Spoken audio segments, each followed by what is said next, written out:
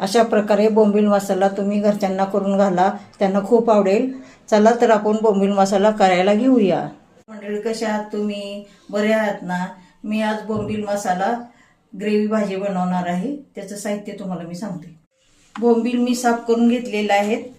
तसेच कांदे 2 चिरून घेतलेले आहे, टोमॅटो 1 चिरून घेतलेला आहे, कोथिंबीर घेतलेली आहे, अद्रक लसूण पेस्ट घेतलेली आहे, आपला घरचा काळा मसाला आहे तो 1.5 चमचा घेतलेला आहे, 1 चमचा लाल मिर्च पावडर घेतलेली आहे, गरम मसाला घेतलाय, धना पावडर घेतली आहे, हळद आणि मीठ घेतलेलं आहे. बोंबील आपण धुवून घेणार आहोत चांगले. हे बोंबील भिजवून 2 पाण्याने चांगले धुवून घेतल्यात. त्यातली रेती माती ती सगळी निघून गेलेली आहे. कढई तापलेली आहे, त्यात मी 2 चमचे तेल टाकते बोंबील फ्राय करायसाठी. बोंबील टाकायला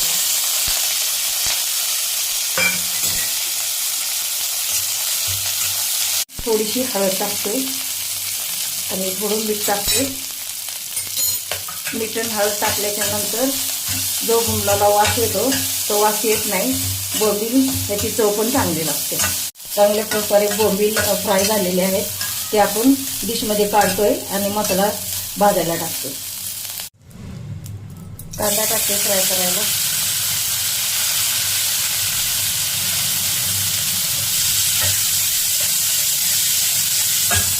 कांदा चांगला लालसर भाजत आला. थोडीशी हळद आपण याच्यामध्ये टाकायची. कांदा लाल झालेला आहे. आपण टोमॅटो पण टाकत आहोत. तसेच अद्रक लसूण पेस्ट पण त्याच्याबरोबर टाकत आहोत.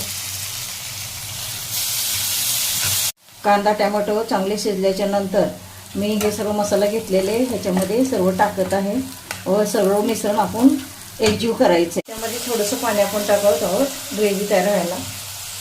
फ्राय केले बोंबील ह्या ग्रेव्हीमध्ये टाकत आहोत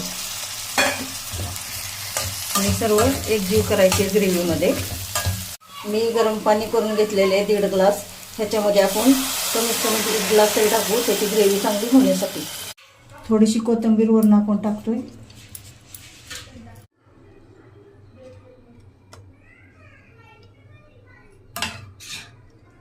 डिशमध्ये आपण ठेवतोय हा बोंबील मसाला. स्वादिष्ट असा बोंबील मसाला तयार झालेला आहे. त्याच्यावर कोथिंबीर टाकत आहे. तुम्ही पण असा बोंबील मसाला करा आणि मला कमेंट बॉक्समध्ये कळवा. लाईक करा, शेअर करा, सबस्क्राईब करा.